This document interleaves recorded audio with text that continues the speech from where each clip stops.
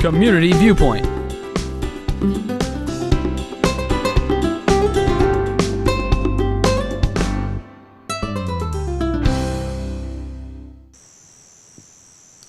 And Happy New Year from Channel 46. Oh, no, 41. No, it's 25 now. I'm John Pawlak, your host for this segment of Community Viewpoint. Welcome once again. And we have a special guest with us this year, 2020, Heather Freeman from the former Cooperative Extension. And it's not called that anymore. It's called what?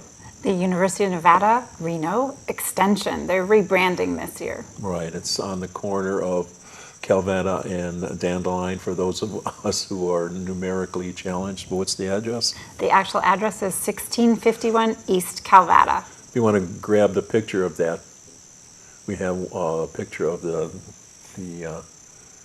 you got that up there? Okay, great. And what we want to do right now, because it's the 3rd, we have until the 12th of January for bringing in Christmas trees to your location. That's right. Live cut Christmas trees can be recycled at our facility on the south end of the parking lot. There's a big blue sign. Please remove any wrapping or plastic bag that you might have brought it in, and no tinsel, no decorations, no lights, please.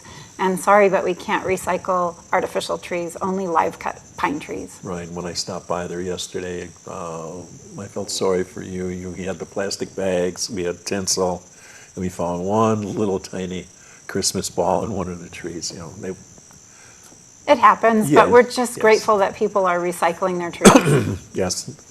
And the pile has grown since I was there. It has, yep. Every day we're getting about 6 to 8 trees brought in, so I'd say we have upwards of 50 right now. So thank you for bringing them to the one location rather than tossing them. And for the rest of us, like people like Clean Up Pahrump, we'll find those on the side of the road. We don't like that to happen. Also at the, not the dump, but at the landfill, they'll collect them over there too if you want to take the time to go over there. But this is right in the middle of town, so Dandelion and Calvetta, and that's till the 12th. Yes, Yes. through January 12th we're collecting them. Yes. Thanks. And another wonderful portion of that facility is called the Desert Demonstration Garden. And we had some pictures of that garden, and with some of the foliage as they. Let's look at some of the plants that I saw the other day too. There, a lot of things are growing very well there. They're still in bloom, yep. Yes, and So here we have a vinca. It's doing really well this winter. It's part of good the periwinkle family. It's good for ground cover. So this is? That, I believe, is the heritage oak. It really does well, and it's been evergreen this winter. It can withstand our heat and our desert soils, and it doesn't take a lot of water. Oh, that's perfect, yeah. Okay, there's our labyrinth. Yeah, most people don't know that's there. We have one. I know that's in Tecopa, and I do know that that's been there for a while. Yeah, it's just a quiet place you can come and take a walk. Yes. Okay, and that is the Texas mountain laurel, otherwise known as the Sephora secundiflora. Beautiful wisteria-like blooms in the spring. The seed pods are poisonous, though. I just learned that researching it for today. So if you plant one of these in your yard, pull the seed pods off before they hit the ground, just to protect any plants or kids. Okay. Pets or kids, sorry. Yes. That's just a nice little ground cover, alyssum, pretty common, and it's still blooming this winter. And let's see, that one is the sugar bush, the Rus ovata. It's part of the sumac family, and it's evergreen. It puts out a pretty little red flower, and also can tolerate our alkaline soils really well. Takes moderate water. That is the Nandina, otherwise known as heavenly bamboo, and has pretty little red berries on it. Also, it can tolerate our desert heat and takes moderate water. Oh, we're back again. So anyway, that's some of the ground cover, some of the bushes, some of the trees that are at the Desert Demonstration Garden. And those are the things that you should plant here. And there's so many more. I know there's an Afghan palm there. It's short and squat. I remember that. And there's a couple more palms besides that. There are a couple of Nothing that's, model palms, yeah. I yeah. think there is one Washingtonian just for a demonstration of what they are. Vitex do really well here. Yes. And there's one called a little leaf ash that hasn't dropped its leaves this winter, so it's been evergreen this winter.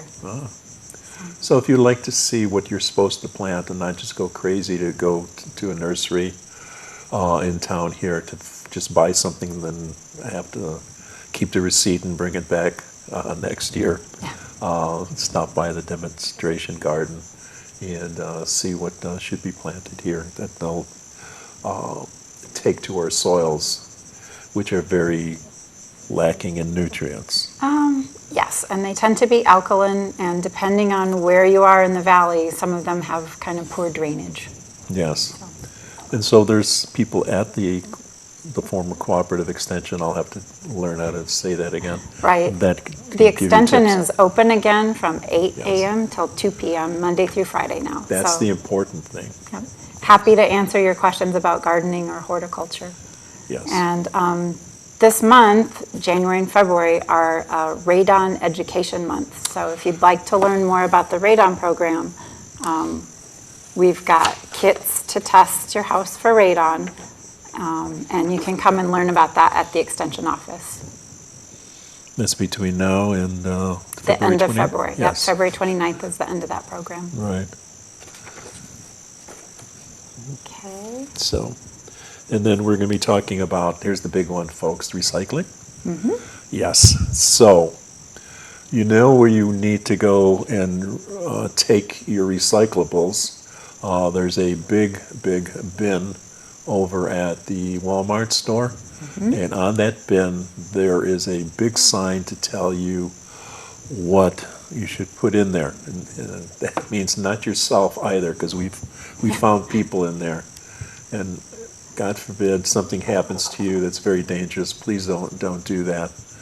Somebody may throw in glass or something while you're in there. So please don't do that. So some of the things that you put in there. Okay. Heather On has the it. bottom, This is there so are cool. little numbers. So right now, they're only taking number 1 and number The 2 little triangle. in the little triangle. And so this, you might say, okay, I can throw it in, but I've rinsed it out clean. We should take the cap off. Never put the caps on. And these little plastic wrappers come off. So I didn't know that. take the time, to zip the wrapper off all the way. I don't want to make noise on camera. And if you'll see, it really needs to be washed out a little bit cleaner before I put it in. And the cap and the wrapper goes in the trash. Just the number 1 recyclable can go in. So what else do we have? Yogurt cups. They're a number 5. They can't go into the recycling, so they just go in the trash. This definitely doesn't go in either. It's a 5 or 6. Yeah, no styrofoam. No. And I know we seniors have a bunch of these, and we want to get rid of them, but these are a 5. It's a no-no on those also. Yep. That's a shame. Keep them in your garage, put the screws and nuts and things in there, yes. The old milk containers are number 2, They can go, but you but need not the cap. to take the cap off. Take and the cap crush them, it helps. Yes. Like Christmas. Yes. The old-fashioned regular tin cans, which are, yes. They can go. You say take the label off too? I take the label off. I just figure it's easier on the system if they don't have to worry about taking the paper out before they recycle the metal. Okay. And this is a number 1. It can go, Yes, this is the fabric softener. That's really cool. but take the cap off. Take the cap off. Even this? Mm-hmm. And these here, on the are also, bottom. yes. It's a number 2. It can go. So those are the things that you should put in there that we showed you, minus the caps. Yep, So please caps, don't. number Yes. 5 can't go. So cardboard, yes. Yes, cardboard. Nothing with food on it, though. So pizza box, if it's been contaminated with food, it can't go in. Cereal boxes, yes, as long as you take the plastic wrapper out of the inside. And the Yes. plastic bag can't go in. No. No. Shiny paper? No. Right? Newspaper can go. Yes. Not sure about magazines. I know they'll take telephone books. Okay.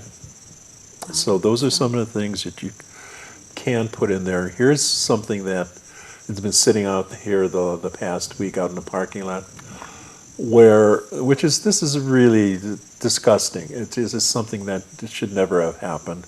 If you bring oil, you bring it to some place that recycles it. That is like car care places like AutoZone, Walmart, and some of the other places in town too. The Walmart automotive section. Automotive. Not out by the recycling bins. No. Take it back behind where they actually work on cars. Yeah, so what in God's name somebody was thinking about when they did this? It's just, At least they didn't dump it in the desert. yes, looking at the bright side. So I was going to call today, but most of the people are off on Friday, so I'll wait till Monday and I'll call the Public Works or something and see if we can get that taken away before that gets spilled or somebody wants to shoot it up. Yeah. So we're in our last minutes, so this went by very quickly. And I wanted to talk about Earth Day and stuff, but we're not going to have a chance this year. I want to talk about straws. We'll save that for another time. So I'll make you want to hear about that again. So Heather, you're working at, what's it called now? University of Nevada, Reno Extension at 1651 East Calvada, and we are open from 8 until 2. Happy to answer any questions you might have about plants or gardening. And the phone number there is 775-727-5532. Thank you for watching. Happy New Year again. Thank you so much for sharing this time Happy with New us. Bye.